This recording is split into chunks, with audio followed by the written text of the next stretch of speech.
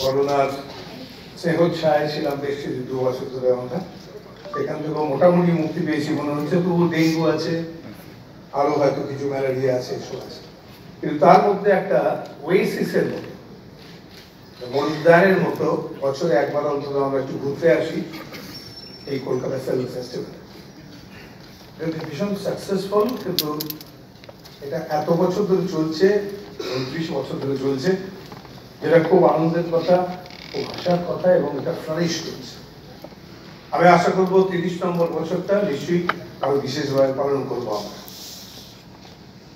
আমি চাইবো যে এতগুলো ছবি যারা দেখতে পারবে না, যেটা বলছিল সেটা হচ্ছে একটুখানি বেছে নিতে, গৌতম বলছিল সেভাবে করে নাও।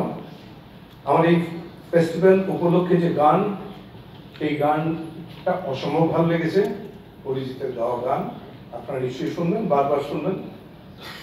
আর তার কিছু লেখা এখানে আমাদের মাননীয় মন্ত্রী অরূপ বিশ্বাসের লেখা কয়েকটা লাইন, সেটাও বেশ লাগলো, মুচমুচে।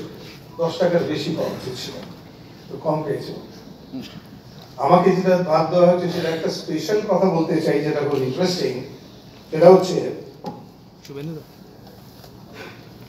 হচ্ছে আমাদের স্ক্রিনিং হতো বেঙ্গলি প্যানোরামায় সেকশনে বাংলা ছবি, সেটা চিরকালই হয়েছে।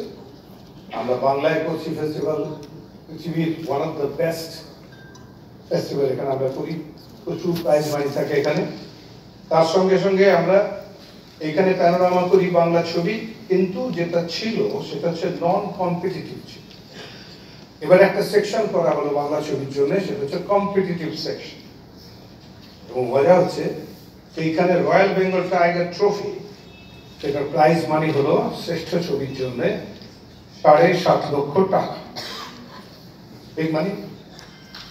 এবার প্রথম আশা করি আপনারা এটা ভালোভাবে প্রচার করবেন, যাতে সবার মনে বোঝা যায় যে একটা ছোট এখানে এলো না বলতে, গৌতম মিস্টেক মিস্টেক মিস্টেক বলতে বলতে, এরকম আমাদের হয় একটুখানি ভাবনার ভুল হয়েছিল, আমরা আগে কেন কম্পিটিটিভ করিনি, কিন্তু এবার সেই কম্পিটিটিভ হয়ে গেছে। এবার যে জুরি member of Bengali panorama section, যেটা তাতে থাকছেন পট্টবীর রামাইয়া শেষাদ্রি, ইনি হচ্ছেন চেয়ারপারসন, পদ্মপ্রিয়া জানকী রামান